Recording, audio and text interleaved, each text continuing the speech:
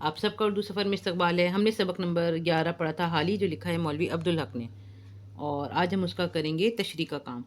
خاکساری سے پیراگراف شروع ہوتا ہے آپ کا اور ہونے والے ہیں تک ختم ہوتا ہے صفحہ نمبر 148 یعنی کہ 148 سے 149 149۔ سب سے پہلے ہم لکھیں گے سیاق و سباق۔ اس عبارت کو مولوی عبدالحق کے مضمون حال ہی سے لیا گیا ہے۔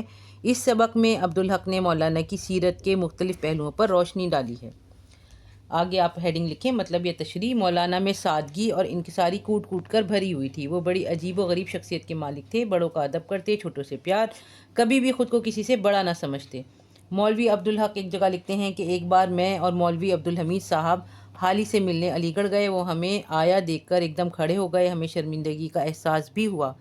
مولانا عبدالحمید صاحب نے کہا بھی کہ آپ اس طرح عزت دے کر ہمیں شرمندہ کر رہے ہیں، مگر وہ برجستہ بولے یعنی فوراً بولے، اگر میں آپ لوگوں کی عزت نہ کروں تو کس کی کروں؟ آپ ہی لوگ مستقبل کے روشن چراغ ہو۔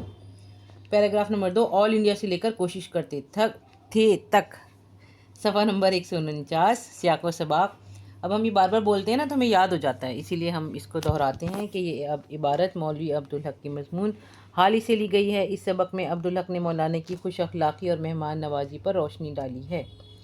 پھر ہم تشریح کریں گے کہ مولانا الطاف حسین حالی کی انصاف پسندی اور دریا دلی بہت مشہور تھی۔ مولوی عبدالحق ایک واقعہ بیان کرتے ہوئے لکھتے ہیں کہ ایک مرتبہ مولوی انوار احمد مولانا حالی سے ملنے گئے۔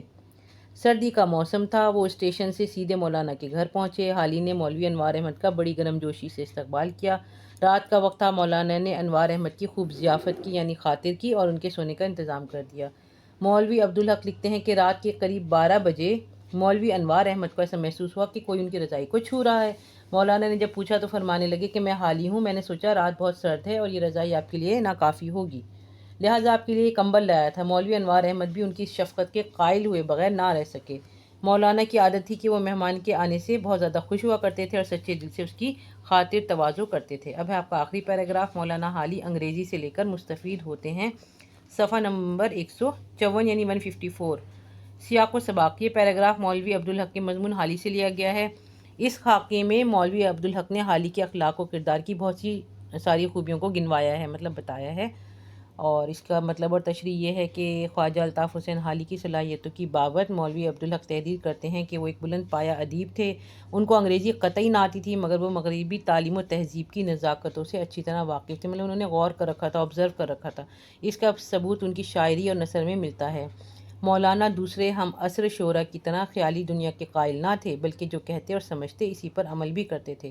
اس قسم کے انسان کم ملیں گے جو مفکر ہونے کے ساتھ ساتھ عمل بھی کرتے ہوں۔ مولانا نے اپنے وطن پانی پت میں حالی مسلم ہائی اسکول اور پبلک نیشنل لائبریری قائم کی۔